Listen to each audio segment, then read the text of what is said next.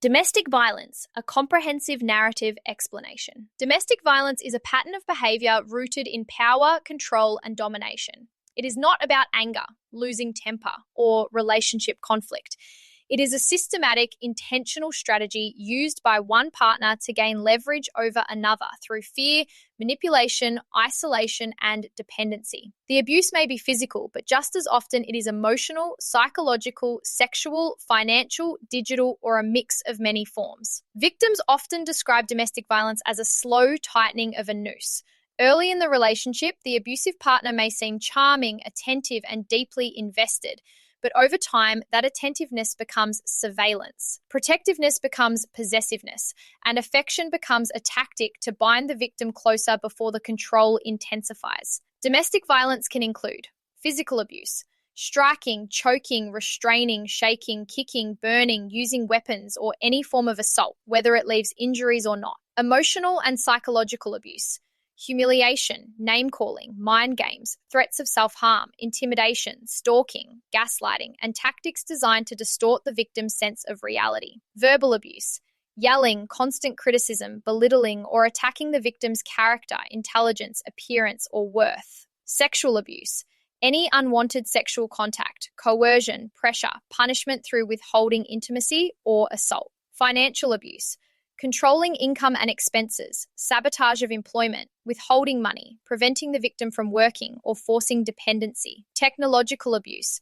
monitoring devices, GPS tracking, checking messages, controlling passwords, or threatening to release private information. Coercive control, a calculated pattern of domination involving isolation, surveillance, threats, rules, punishments, and fear, often without any physical violence at all. Courts increasingly recognize coercive control as a severe form of domestic abuse. Domestic violence is not a single event. It is an ecosystem of control, cultivated gradually and maintained through intimidation, fear, and intermittent affection. The cycle of abuse expanded.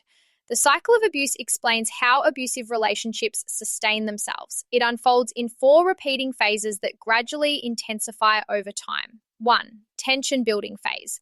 This phase begins quietly. The abuser becomes moody, irritable, jealous, or withdrawn. They may pick fights or create unpredictable emotional environments. Victims often feel responsible for keeping the peace and become hyper-aware of the abuser's tone, posture, or behavior.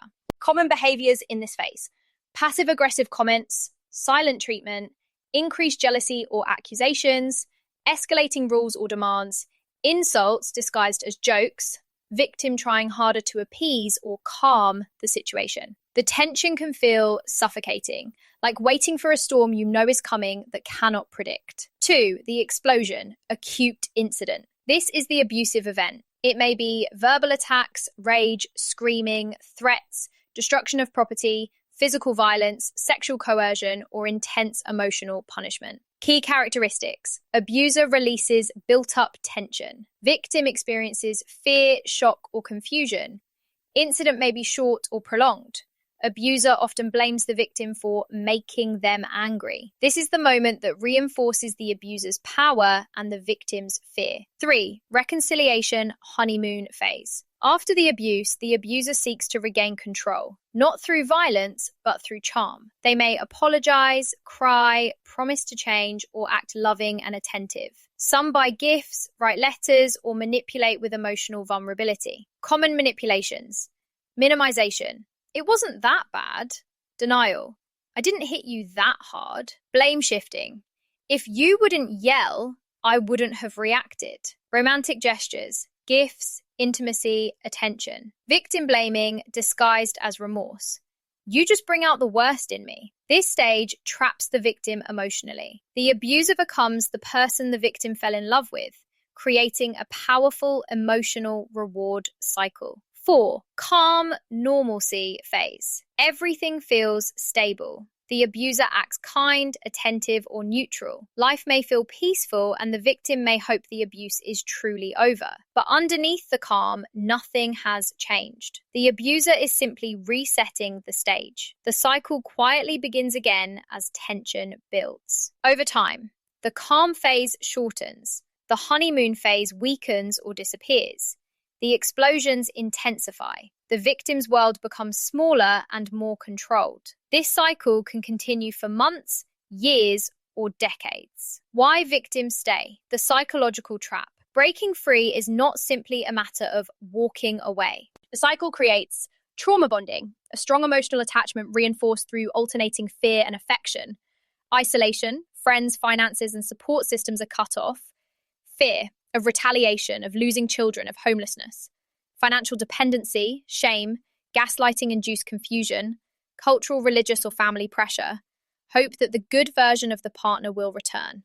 Victims often leave and return multiple times before breaking the cycle permanently. How to break out of the cycle of abuse, expanded and practical. Breaking free is possible, but it must be done strategically, safely, and with support. Leaving can be the most dangerous time in an abusive relationship, so preparation is critical. 1. Recognize the abuse. Awareness is the first step. Many victims minimize abuse or blame themselves. Understanding the cycle helps victims see patterns rather than isolated incidents. 2.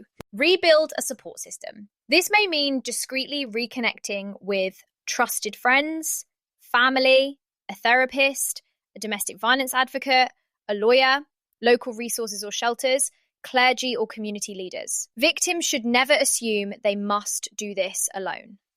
3. Create a safety plan.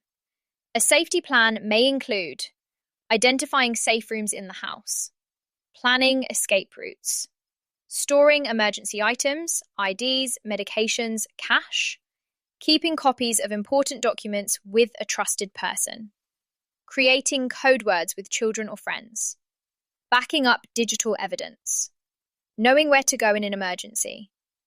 Attorneys and advocates can help craft personalized safety plans. 4.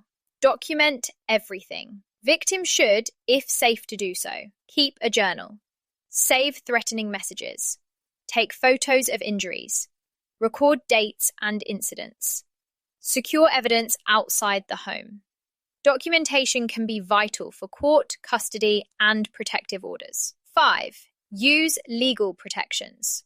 With support from an attorney, victims may obtain a protective order file for divorce, request emergency custody orders, seek exclusive possession of the home, pursue criminal charges, secure safety for children. Carpenter and Associates often plays a crucial role at this phase. 6. Build financial independence. This might include opening a secret bank account, getting job training or employment, saving small amounts of cash over time, working with agencies that provide financial assistance. Financial freedom is a major factor in long-term safety. 7.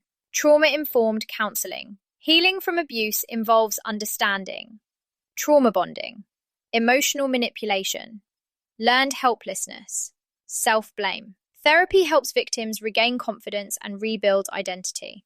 8. Cut off contact when possible. Ending communication breaks the psychological grip. Many victims go through a withdrawal period similar to addiction. This is normal. Support systems and counseling help survivors stay on track. 9. Replace the cycle with a new support structure.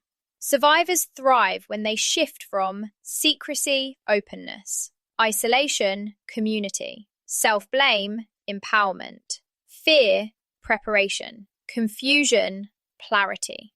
A new cycle of support, strength, and healing replaces the old one.